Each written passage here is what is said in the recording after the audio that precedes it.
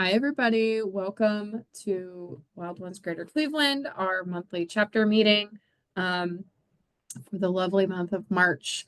We're here. We made it. It's our spring right now. So I appreciate everybody coming and, sitting at their computer or their phone or their tablet to join us tonight, even though I know it's very nice outside, but it should be even nicer tomorrow. So hopefully we'll all be outside tomorrow. So thanks for coming.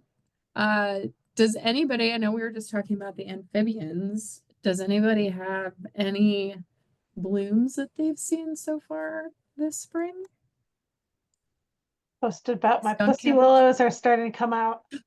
Oh, yes.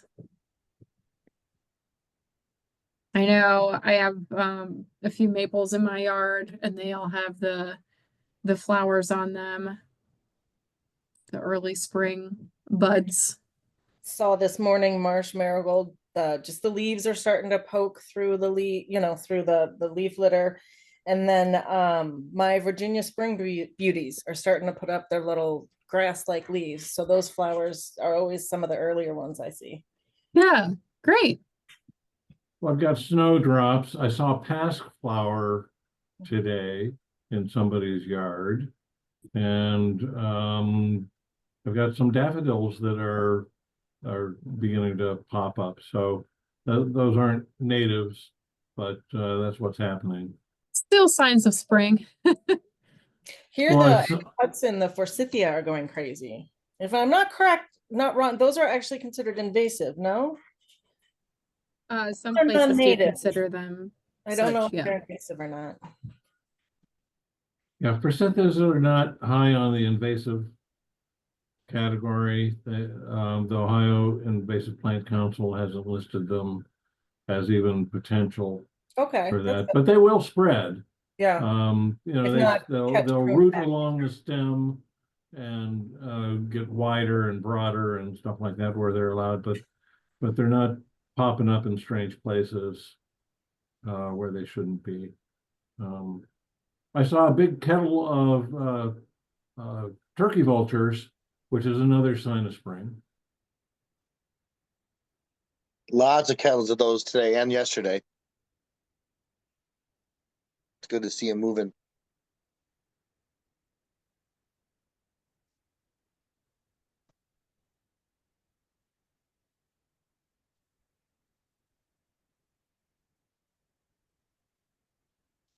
Is that skunk cabbage in the picture? Yeah, I love skunk cabbage. That's cool. Such a cool plant.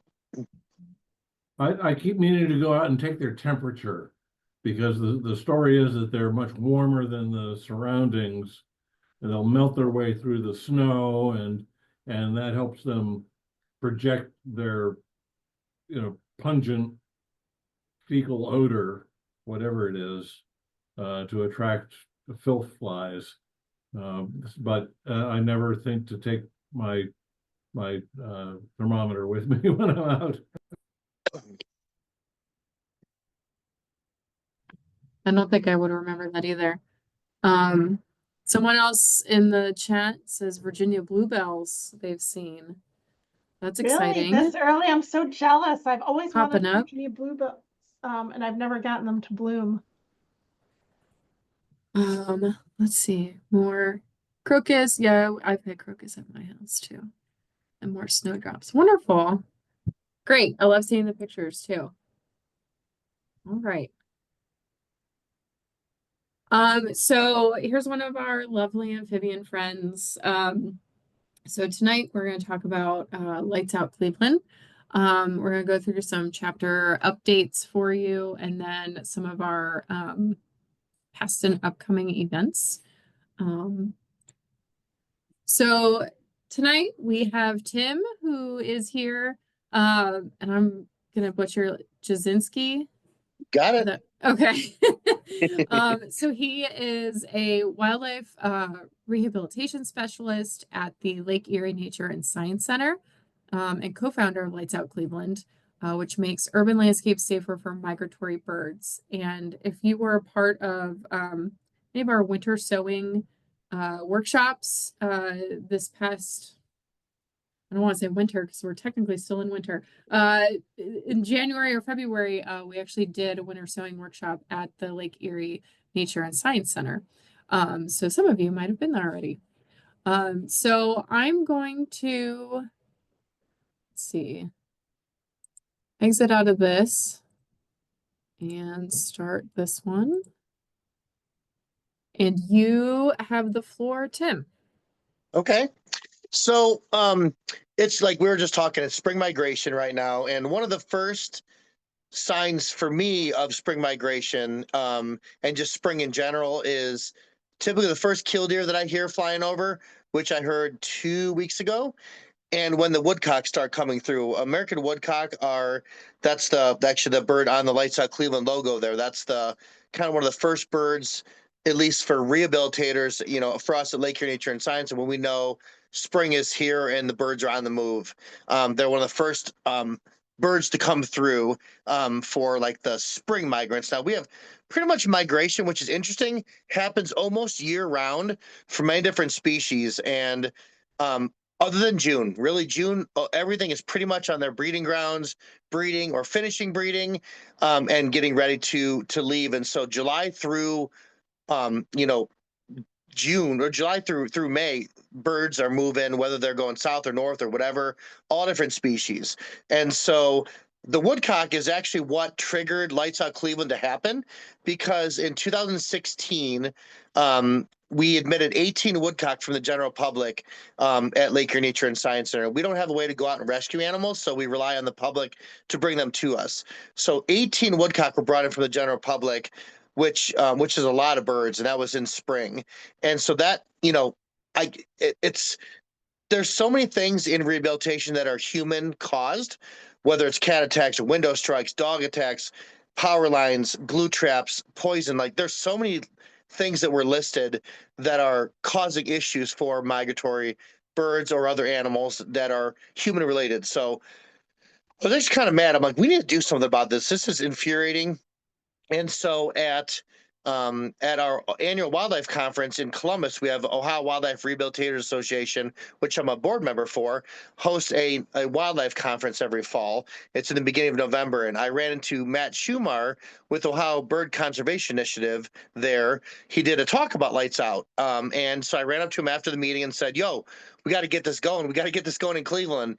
And to back up a little bit, even though I'm the kind of founder of Lights Out Cleveland, technically I give Harvey Webster, the former chief wildlife officer for the Cleveland Museum of Natural History, the credit for that, because he was kind of the idea of it, but it never really got off the ground. In the early 2000s, a woman that used to work at one of the larger buildings downtown, her name is Sue Roman, she would bring us birds from her. She was a security guard, and she would pick up all these birds that were hitting the building at her building. She'd collect them all up and hide them in her locker, and then she'd bring them to us at the end of the day. And so we would donate the casualties that didn't make it to the Cleveland Museum of Natural History for the research collection. Well, that kind of got Harvey thinking, hey, let's get something going in Cleveland. And nothing really ever got off the ground, just because, that was, the early 2000s. And, with what Harvey had said, it's, we're a city that's just kind of getting out of the rust belt. We're just starting to get booming again. And why would we want to turn off the lights when they're just getting turned on? So nothing really happened, but then bounced to 2017. That spring is when we got a bunch of people together, Akron Zoo, Ohio Lights Out, which is Matt Schumar with Ohio Bird Conservation Initiative, Lake Erie Nature and Science, and a couple other partners that said, how can we do this? What can we do? So I got a bunch of friends and zookeepers and rehabbers together to start our first monitoring program. And that's when it started in spring of 2016, 17 rather.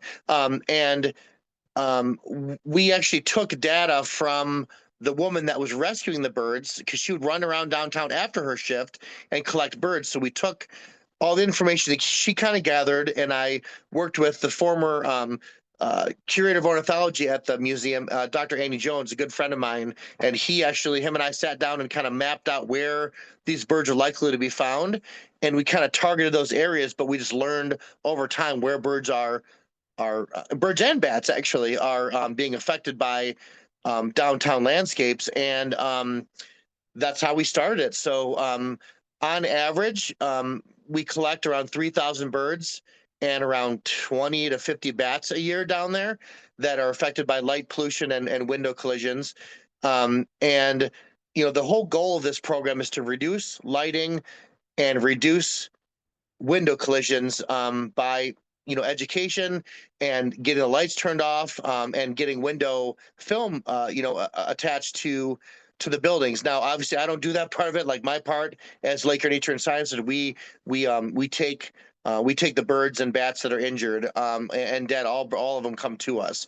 Now, Cleveland Metro Parks is in charge of the monitoring program now. Back in the day, I did all of it through the center, but we branched out and had other places to help. So now Cleveland Metro Parks takes over the monitoring aspect of it with collecting the birds downtown with all the volunteers. So if you are interested in becoming a volunteer, which we need more of, you can just go to Cleveland Metro Parks website, or Ohio Lights Out, and there should be a link there to join and become a Cleveland Metro Parks volunteer, and then you can start helping downtown. But basically, once we're on the ground, we walk around from basically a little bit before dawn to after dawn, and that's when most of the birds are hitting these windows.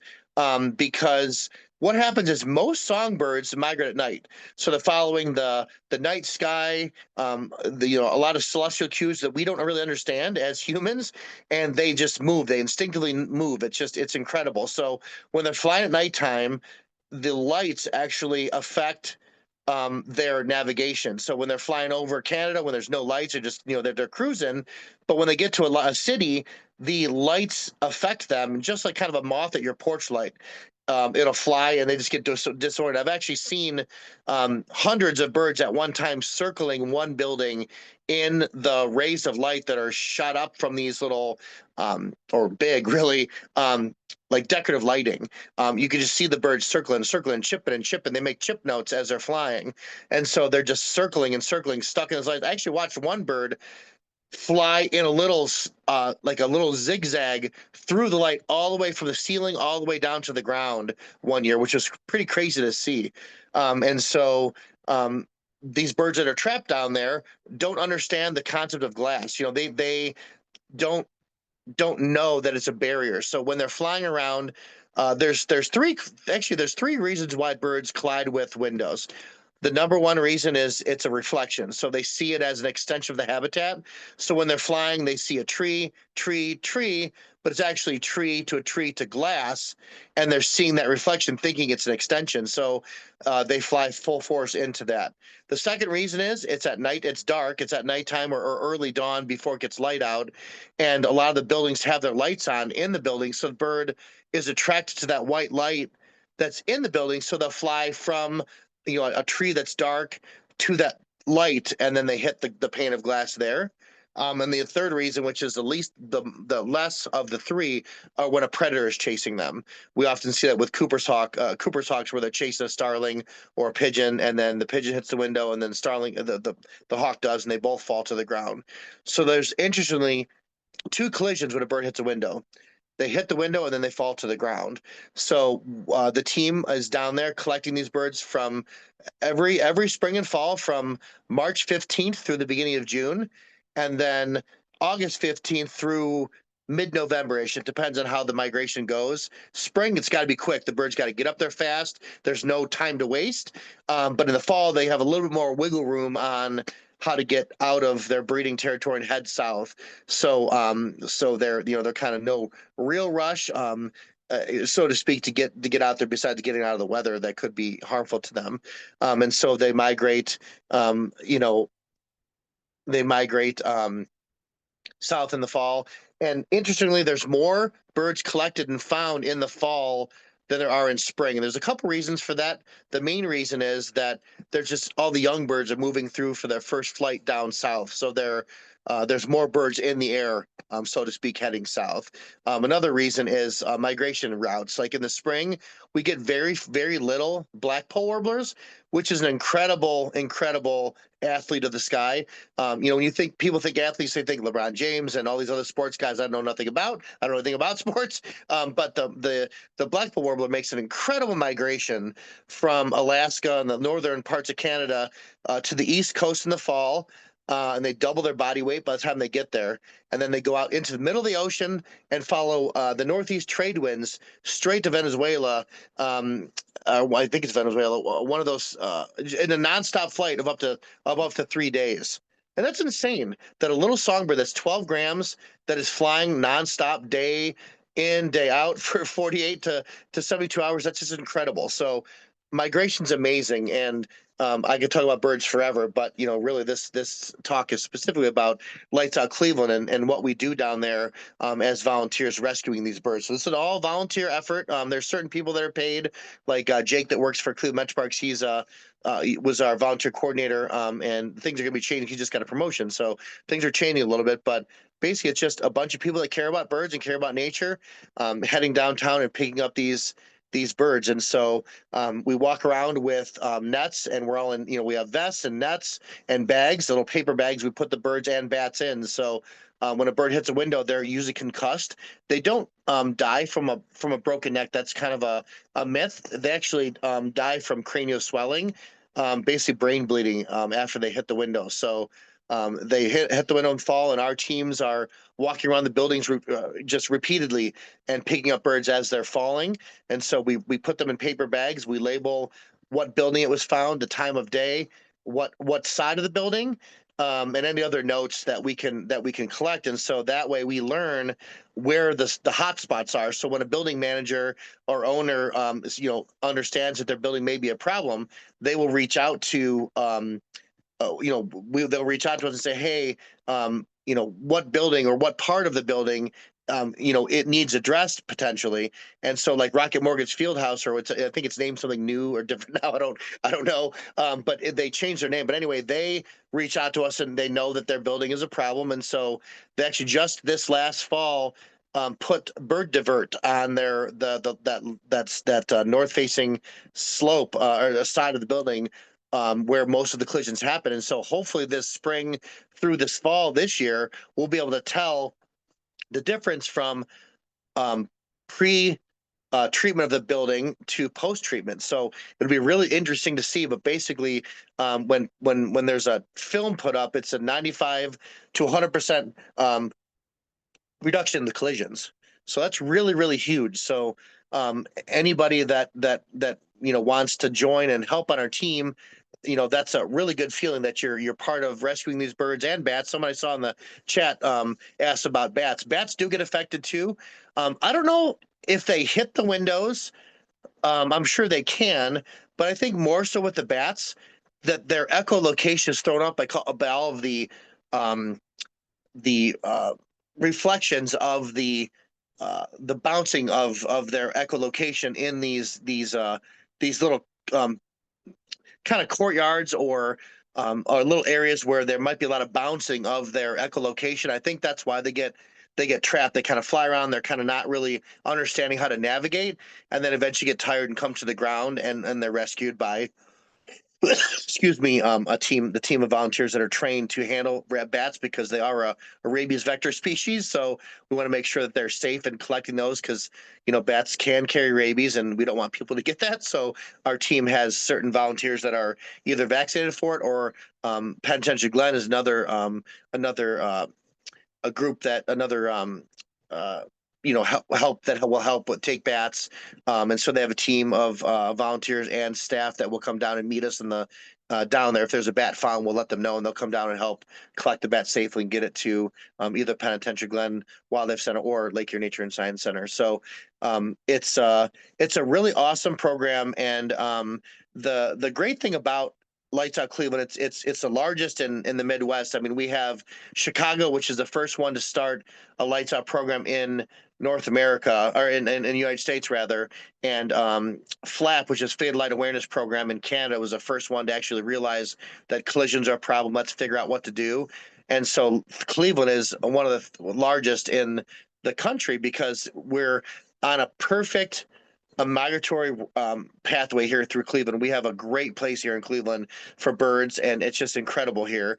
Unfortunately, that can cause an issue with being right on the lake and on a big city. So that kind of can make with a bunch of different angles to cause an issue. So we know Cleveland's an issue. So that's why we collect one of the largest amount of birds really in the area. So out of all of Ohio, I mean, our numbers in Cleveland are way higher than any other, probably all the other, you know, groups combined with Ohio, Lights Out Columbus and Toledo Lights Out and all the other groups that are in the state. It's just a lot of birds. So we've collected over, I think, 150 species so far of birds.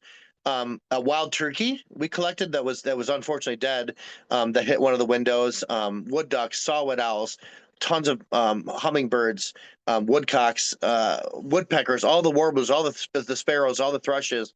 It's just incredible how many birds are affected, and it's really easy to prevent. Collisions are easy to prevent. You know, reduce your lighting, have lighting facing down instead of facing up. Reduce any lighting that does need to be needed for safety. And then if you have collisions at your own house, which anyone that has glass, I'm sure there's going to be a collision at one point or another. There's film made by companies like Feather Friendly that you could buy at your own house to prevent the collision. So it's really, really effective. And then that helps the birds and helps our environment. We've lost 25% of our songbird population since the 70s, and they're not coming back. And a couple reasons of that are obviously habitat loss and you know, climate change, and pesticides. You know, we like to kill insects for some reason that we need, and that affects the birds when they're migrating north or south. Keeping cats indoors, things like that can really help bird populations. And you know, they're in trouble already, and we need birds for many, many reasons. They're pollinators. They help plant trees. They eat seeds that then they disperse in their poop. That helps plant those trees in another area.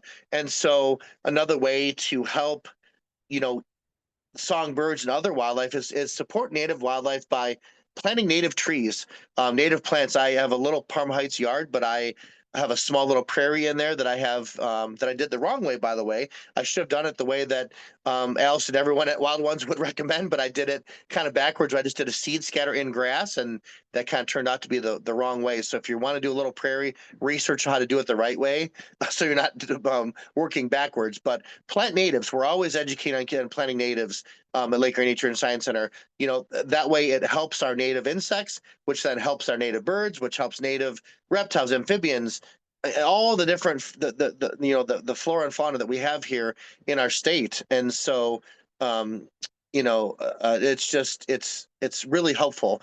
Even if it's a little tiny, my little yard is tiny. It's a little postage stamp, but I have a lot of different species that visit my yard, a lot of monarchs. I've had Baltimore Orioles, Orchard Orioles, and ruby-throated hummingbirds all on my trumpet vine back there. So plant natives. Keeping your kitties indoors. I have 10 cats. My whole yard, not my whole yard, but my whole room up here. This is the cat room upstairs. It's for all my kitties. And so keeping them indoors, it's safer for them and safer for our native wildlife. And there's so many things you could do to help save native wildlife. You know, recycle as much as you can. Keep your lights off. They're just, you know, don't use insecticides. Don't use glue traps. Oh, glue traps are horrible. We're always educated not using those. And so there's a lot of things you could do to help native wildlife, and it's just a couple quick things are treating your windows, keeping your kitties indoors, and planting natives. I mean, it's just one main thing we're always educating on. So I don't know if there's probably time for some questions. I don't know if anyone has any questions. I do talk really quickly. So, bird friendly coffee. Yes, I forgot about that. So coffee is a naturally grown, a shade grown plant. So they grow in the rainforest in the lower level underneath the canopy. And so always, if you can, buy bird friendly coffee. It's safe for the birds. And what they do is they actually don't remove the whole rainforest. If there's a rainforest that was made for coffee, they will remove the lower part and plant the coffee there where the birds and other animals can still use that habitat. And then the canopy is still intact. That is very important for the rainforest. So get bird-friendly coffee. It's really tasty, and it helps our native birds and other animals that live down there in Costa Rica and other places that coffee is grown. So I forgot about that. Thanks for reminding me about that, putting the slide up. So good stuff. And did you want me to talk about the resources on here too, or did you want to talk about it? I guess I put a lot of You that on can there. if you or Allison want to touch on them, that's up to you. Yeah, so Feather Friendly is the group is a company that I talked about earlier. They're out of Canada. They're great people. You can get treatment there. American Bird Conservancy is a great place to learn about birds and to learn about what cats actually have an impact on, how much of an impact they have. So that's a great website to go to. Obviously, Lake Nature and Science Center. If you have a bird or animal that you think may be in need, don't feed it, don't water it, and call us right away.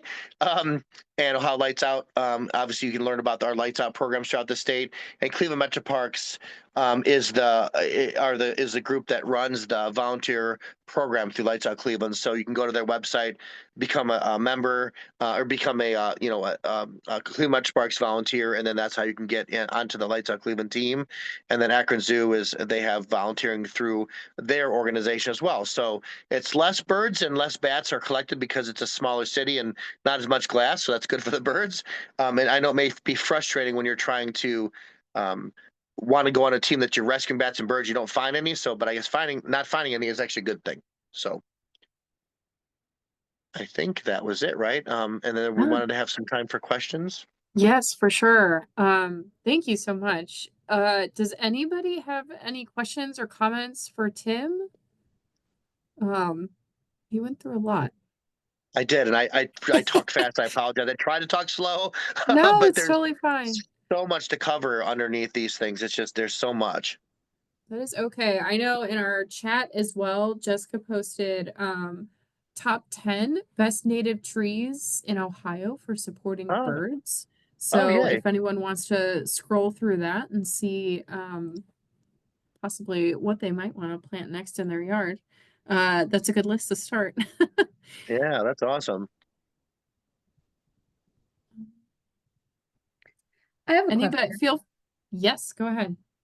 Thanks, Tim. Very informative and interesting. And I always cringe when I see all of the buildings in downtown Cleveland and how so many of them are just glass. So, Yeah. do any of those buildings have bird-friendly, wraps or bird-friendly glass or anything on them? And is there an initiative to try and get that on more of the buildings downtown? There is, and it's complicated because some buildings are privately owned or they're managed by the county. And so Sunny Simon is a woman that works for the county, and she was real gung-ho about getting buildings treated and stopping the collisions. And so with her help, a lot of the county managed and built and owned buildings are getting treated or will be getting treated. Part of the Justice Center had treatment put on it. The convention center is going to be treated or was treated. The Global Health Center, I know that's on the list, and specifically Rocket Mortgage Fieldhouse or whatever it's called now has been treated with bird divert. So that's a huge win. So I think once a building gets on board and you get some publicity about it, other buildings will be like, well, I want to be on this list too. I want to be helping out. So that's what we're hoping is once Rocket Mortgage is on board with that, which it's already I think they're almost done or done putting the film up. Once we learn and know that there's less collisions there, which there should be, we're going to make that really public, get the news out there, and really show how much of a difference that makes in birds and bats, and it's going to be hopefully a snowball effect down there. So is that the right word, snowball effect, where it just kind of rolls and gets bigger and bigger? Yeah. That's the goal. So yes, there are buildings, and there are a lot of buildings already that extinguish their lighting or exterior lighting. I know 200 Public Square, the Huntington building, sign on board, and they do turn out their exterior lights, I forget what decorative lighting basically that did in fact cause a lot of issues for birds in the past. Now is extinguished during migration, which is great. So there are buildings that are helping out. The list of those buildings should be on ohiolightsout.org. Awesome, thank you. Yep. Yeah. Jessica? So with the potential of a new Brown Stadium, and then especially a domed one, is there already a campaign being worked on to try to convince, if they do go forward with that, to make sure it's bird friendly? That's a good question. I'm not sure, and that would be a question for Matt Schumar and his team over at Ohio Bird Conservation Initiative, because he's the one that kind of does all the him and Devin, his new coworker there. She's the one that's going to be in charge of all the lights out efforts, and so those two would be the people to talk to about how to handle new builds. I know that. Sherwin-Williams is another one that we've been trying to talk to. We meaning Matt and Devin. Yes, I mean any new build, the earlier the conversation can start before construction, the better chance of things happening. So yeah. And do you guys actually also talk with or monitor when new schools are being built? Just because that seems to be a really great time to get in on that, especially also from an education perspective.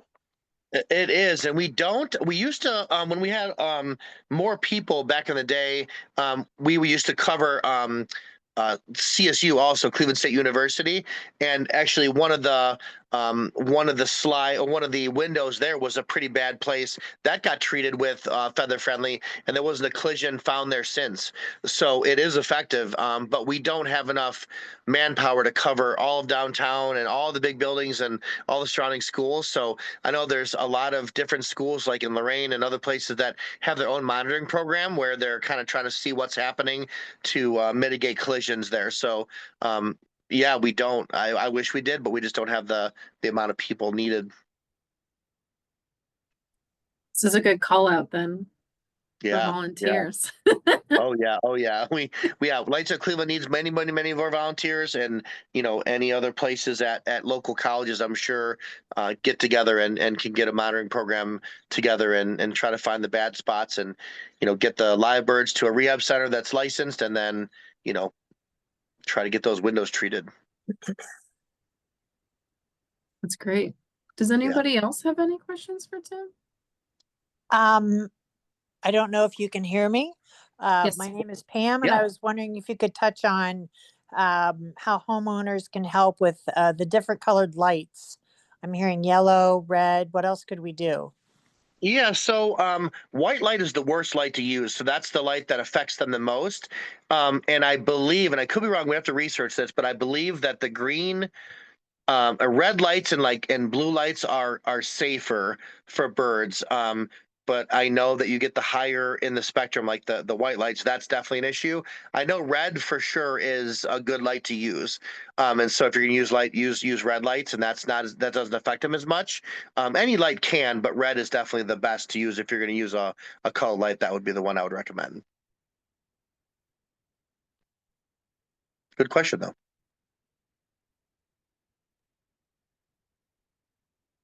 Since I Jessica, know- did you have? Yeah. So another question I have is are you guys advocating either at the state level or county levels to get certain policies changed? An example, I believe the state of Colorado has certain measures in place with regards to their city lighting and the direction of the light, the type of light it is, it being out at certain times. I do know that, I think that's statewide, I could be wrong, that they have in place for protections like birds, but also other factors as well. Yeah, so actually we want to have something like that in Cleveland. I know New York just scored that last year or the year before, where they're a bird safe city. And actually, ironically, we have a meeting in Columbus on Friday to talk about bird friendly cities and how to make Ohio, bird friendly. So me and my my supervisor Maggie are going down there and meeting Matt with the Ohio Lights Out and a bunch of other folks down there to have a meeting, and it's going to be really good. So yes, I would hope that Ohio and Cleveland specifically in the future will be designated a bird friendly city. That's awesome. Yeah, That's very exciting. yeah. Well, keep us in mind if we can help promote it from the native plant perspective. Yeah, for sure. I mean, we're always educating on keeping native plants and not using non-natives because we know that, you know, native insects rely on those. I mean, they evolved with them, and so when you have non-native plants, sure, insects will use them, but not like they do with the native plants. So definitely always plant native. I wish we can get to a full statewide level on getting rid of stupid cut grass. That's not native. We don't need it. We spend so much time and money and effort maintaining that. I don't get it. When I look at green grass, I don't get it. I don't understand it. I would love to see a prairie full of black-eyed Susans and milkweed, and it's all the native plants that really, it's just a beautiful, beautiful. When I see a field, I see beauty, but when I see a cut grass, it's just little, this cookie cutter kind of yards that we have in our cities, it disgusts me really. I don't like it. You're preaching to the choir, Tim. Hmm. Oh yeah. We're all Yeah, like-minded people here. it's all, everything's related, right? The plants, the Yeah. insects, the birds, like it's the life cycle for everything. So, Yep. We need to support the plants so that way the insects come and then the birds come and yeah. Yep. So any other Definitely. questions? I actually had a question, and this is kind of a complex answer, I imagine. So if you could summarize it, that's totally fine too.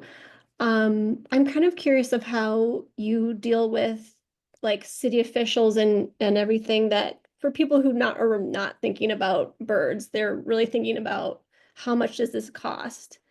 What is there a certain strategy or certain things that you talk to them about, like to convince them to get these to care about the birds? It's a very political thing, and I don't handle that myself personally. That's a job for Matt and Okay. Devin, but I know it's a very tricky process. Some cities are easier than others. Some buildings are easier than others. But kind of what I've heard over the years is that they don't really care about the money. It's more about looking green and looking like you care about being green. Is kind of the sentiment that I've always heard and understood. So, the saving money is definitely helpful. But I know it can be very, very tricky, and you have to tread lightly on this topic. So that's where Matt and Devin and their expertise can really do that in a professional way, where they can get things done. That would be a question for them, really. But I know that it's not an easy process. No.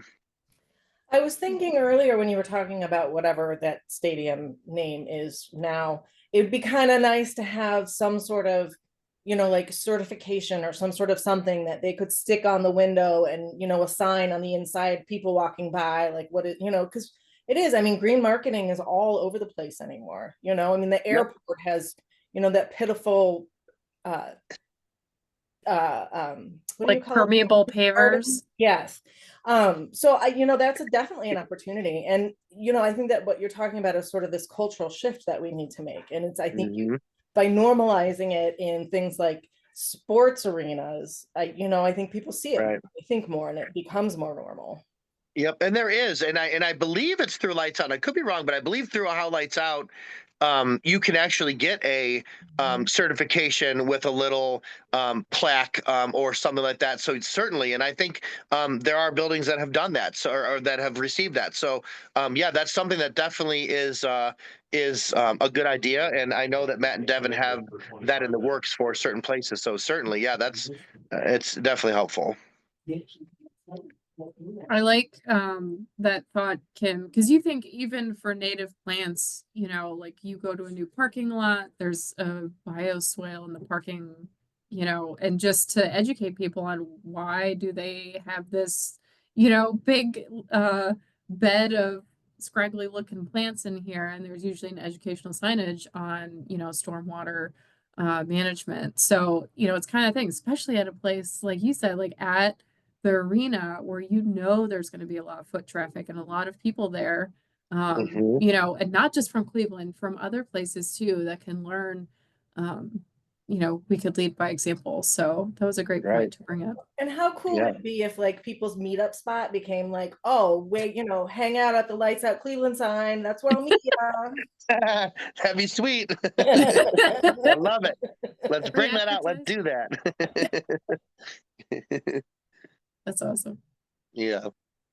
Anybody else? Good. This is good. Good discussion. Yeah. All right. If anyone has questions, you can email me at timj@lensc.org. And I'd be happy to answer any emails or questions, or if you go through How Lights Out too, they can filter that back down to me if needed. So no problem. We're always willing to help and answer questions. Wonderful. Thank you, Tim. Can you drop your email in the chat before? Oh yeah.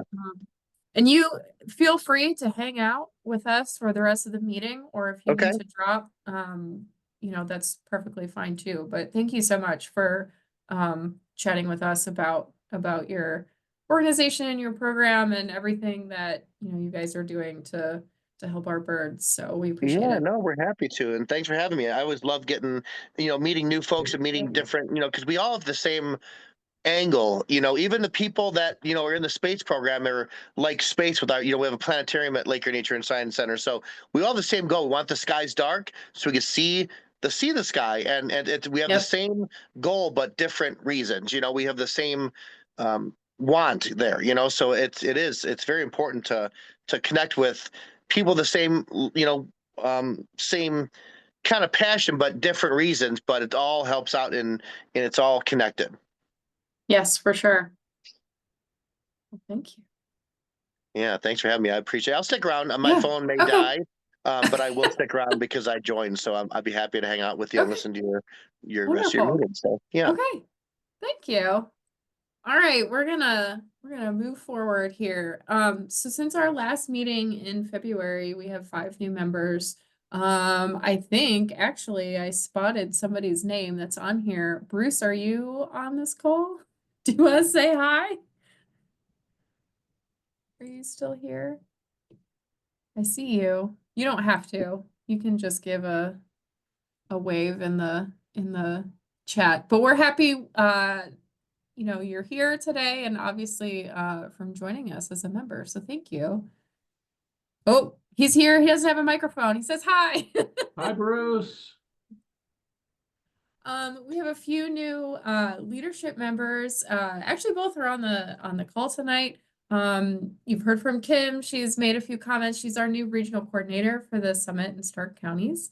And we have Taylor Kozak, who's going to be our who's working as our assistant web chair right now. So Taylor's been busy already, and we're ramping up to get Kim involved in some good stuff in the coming months. So we look forward to working with everyone to get some good events and some good socials out for you guys. A little update for our native habitat corridor. We're coming up on, well, it's a little early, but May is our 1-year anniversary for when we kicked off our corridor.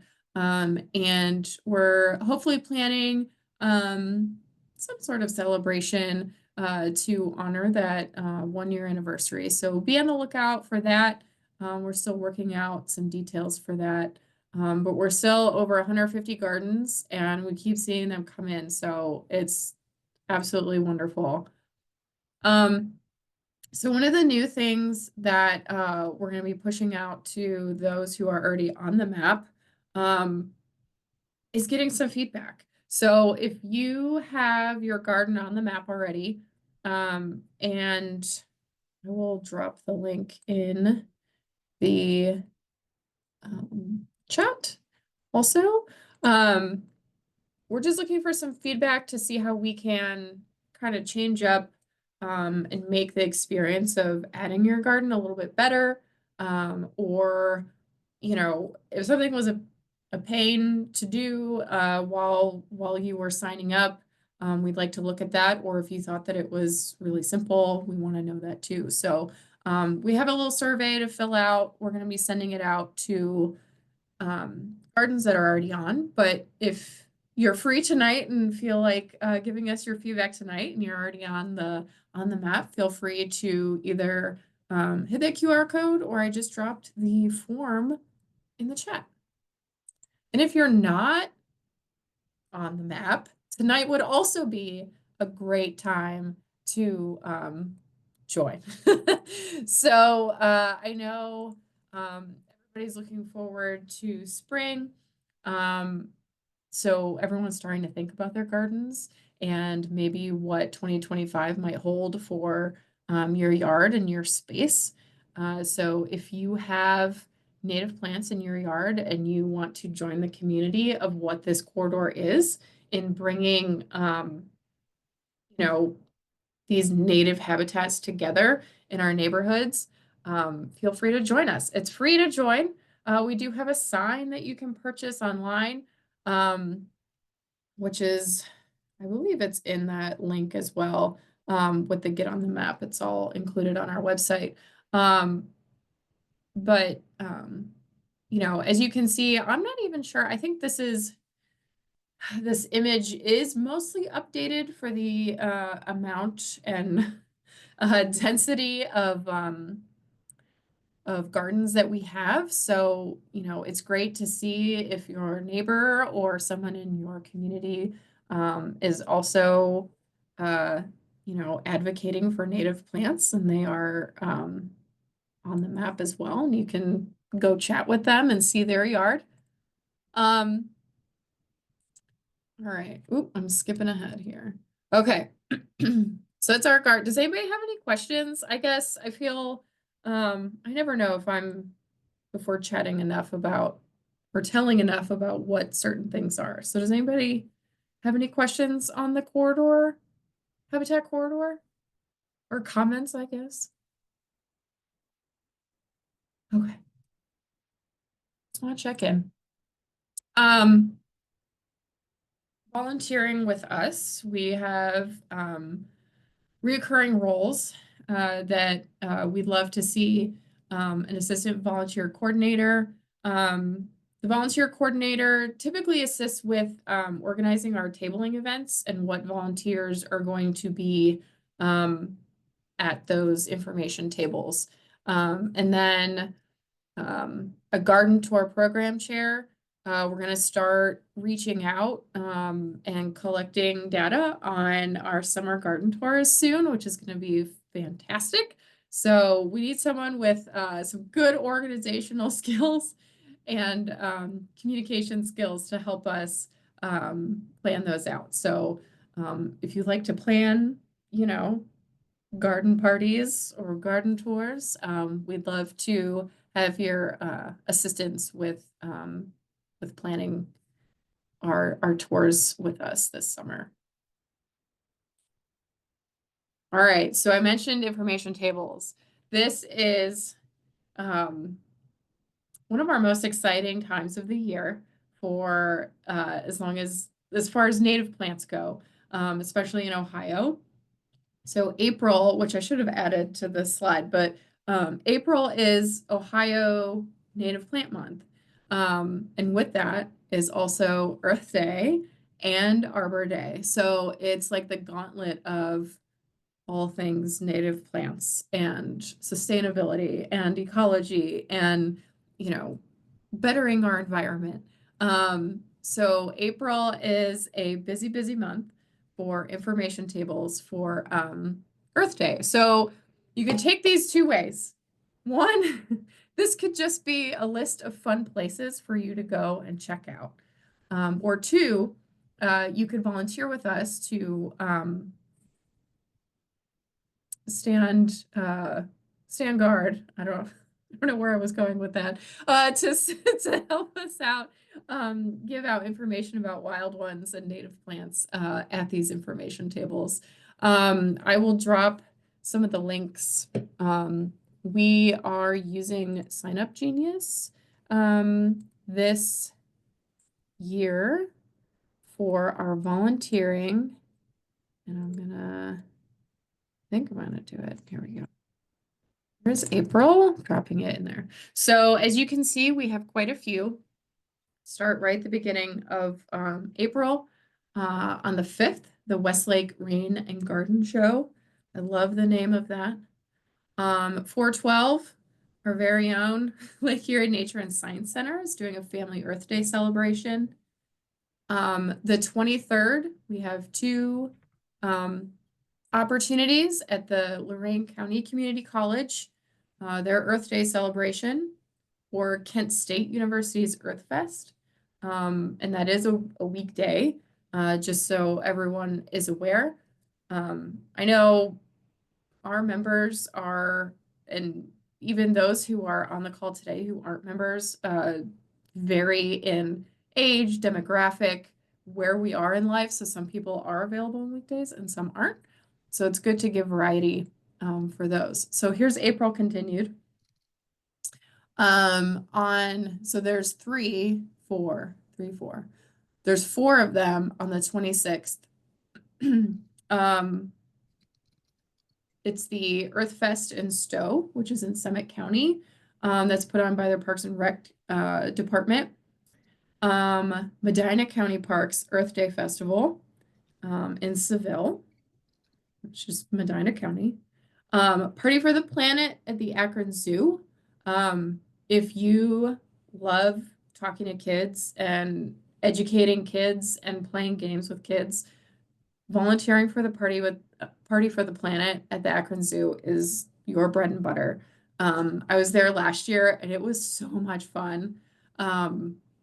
Talking with all the kids, and we have a few games that we have set up when we do information tables, and it was a great day. It was chilly that day, but it was great to see the kids come by and play the games and just have a lot of fun that day. And then also 4/26 is the Vermilion River Watershed open house. That's in Vermilion. So those are the April ones. Did I have the date wrong for? Oh no, that's right. KSU is April 23rd. So there's a good question in the chat. What's expected when you sign up in terms of time commitment, and what do we do during the event? So when you volunteer, you'll see on the Sign Up Genius, there's a few slots. You can do a whole event. For example, the Earth Fest at Adele Durbin Park in Stowe is from 10 to 12. So it's only 2 hours. So typically, I would expect that someone volunteering would be able to be there the whole time. Whereas I know the Lorain County Community College and the Kent State one, since they're during the day, they're a bigger chunk of time. So, if you have the day open, you can feel free to sign up for a full shift, or you can sign up for a partial shift. And that's usually like, we try to split them in half, either like the first half or the second half. That's kind of the commitment. Typically, once we have volunteers booked for an event, our event coordinator reaches out to all of those people and kind of gives a list of what to expect, like what time we need to be there, a map for parking if we need to, if there will be food on site or if not, and just tips and tricks like that of where to be and how to prepare. So that's kind of like the before. The what you do during the event. So we have for anyone who is interested in doing tabling information, our volunteer coordinator, I believe, and I think she's on the call, so correct me if I'm wrong. I think we were going to do another quick, almost like training session, where we go through what materials we'll have at each table, how to use them, and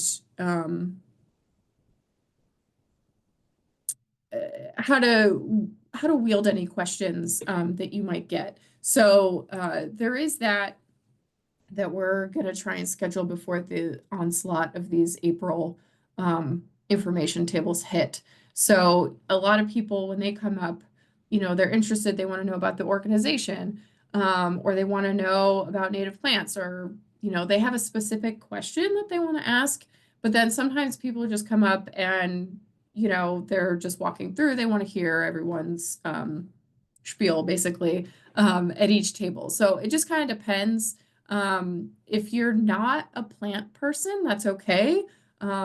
We have, you know, even our leadership, and I think I've said this before, comes from a vast, wide, you know, but wide background ranges of all of us. So, you know, even if you're not that perfect plant botanist type, we would still love to have you. And I think even if you're speaking on behalf of our mission and why native plants are important, that's really all the fuel you need. Is just people sometimes just want to have that conversation of what we're doing and why we're doing it. So hopefully that answers some of it. But if you do volunteer, just be on the lookout that we will have a short training. And I think we're going to record it too, so we'll be able to send it out even if you can't make it to the in-person. So then May, I believe in our newsletter for March to our members, we said April showers brings May flowers, or in other words, May plant sales. So we celebrate the earth in April, and then we jump into we need to buy all the plants in May. So here is a short list of the I'm being sarcastic by saying short. Here's the list of the plant sales that will be at, and it just so happens to work out this way, right? Like we'd be at any information table that, you know, we can in May, but it just so happens that all of them are plant sales. So it's very exciting. So Cleveland Metro Parks does their annual plant sale at all of their nature centers, all 5. So last year, Wild Ones Greater Cleveland had a table, an information table set up at each one. So if you want to partake in that, you will see us there. Summit Metro Parks Native Plant Festival. This is a large event, and I think they're planning like even more fun stuff this year. I think they're going to have like a DJ and some workshops. So along with all of the nonprofit organizations like ourselves and the native plant nurseries selling plants. So that one's going to be a fun one. And then the next day up in Euclid is Keep Euclid Beautiful's native plant sale at one of their parks, and that's from 10 to 3. And then Saturday the 31st,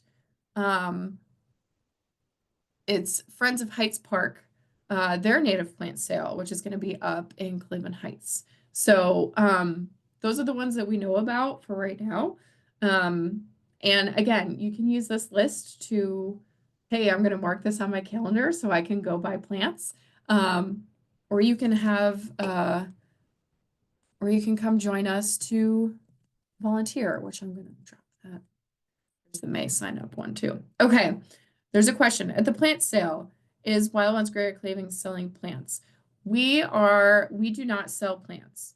That might be a future endeavor with being a more new chapter. We don't really have a home base for being able to grow our own, or, you know, to be honest, I'm not even really sure how that works. If it's, you know, if we would get them from another entity and then sell them ourselves, that's to be determined. But at least for us right now, it's not how we're running these events. We're there just to give information and talk plants and native plants, and help direct people if they need to buy plants. We know where they can buy them from. All right, so recent events. We did our winter book club. in partnership with Cleveland Public Library. It was up at their West Branch on the west side. And we read Braiding Sweetgrass, and we had a very good conversation regarding gratitude and all of the different themes in the book. As you can see, this lovely picture in the middle, our partner at the library, Marina, brought a actual sweetgrass basket. And we put prompts in there. If there was a lull in the discussion, we passed around the sweetgrass pot. So that was a fabulous addition to our discussion. We are going to be partnering with them for another book club in the fall, and it's going to be another Robin Wall Kimmerer book. Her book, The Serviceberry, which came out last year, towards the end of the year. So there's going to be a lot of fun stuff that is connected to that book club event. So it's not just going to be reading the book, there's going to be other stuff involved. So once we get all that information ironed out, we will send that out, but that won't be until November. So coming up, this is next week, our cozy game night and seed packing in Medina County. It's at the Lodge at Allerdale.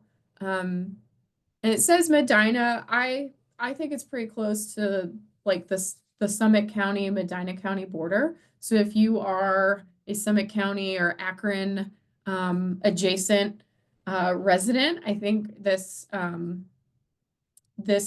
social would be very close to you and easy to get to. So we're gonna play this native plant game that's super cute. That's what's in the picture. You collect your pollinators and the game is timed. So whoever has the most pollinators at the end of time kind of wins that round. So, and there's a fireplace there. So hopefully it won't be like tonight or tomorrow where it's like 70 degrees for our cozy game night. But it should be nice and, a good atmosphere to chat about, your spring plans, and we can pack the rest of our seeds that we use to hand out at our information tables.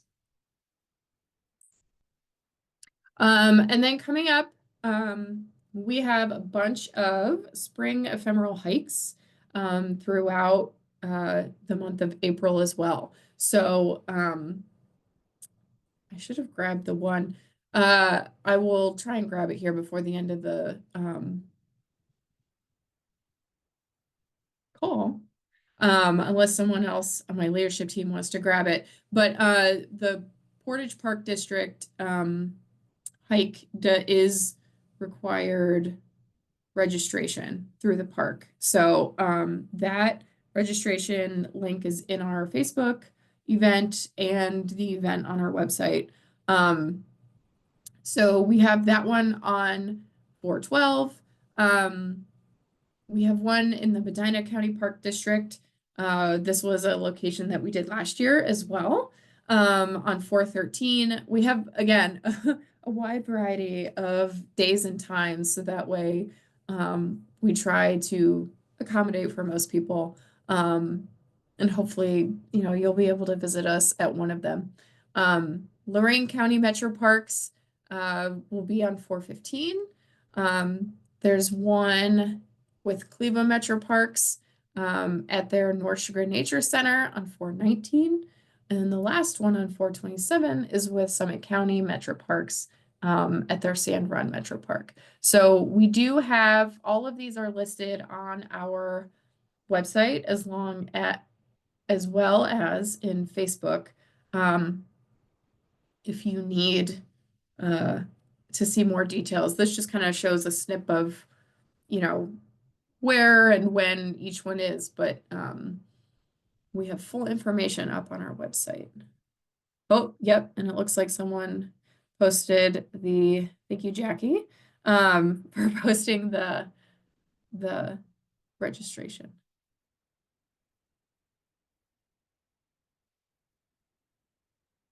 All right. So we're still on that upward climb to get to 200 members. So if you're on this call and you really enjoyed our discussion here tonight and you're not a member yet, we do invite you to become a member. And if you're not there yet and you still are feeling us out, feel free to like us and follow us on any social media that you're on, so we can be friends. And if you do join and become a member, we do have a members only Facebook group that we try to foster conversations in, answer questions, share your gardening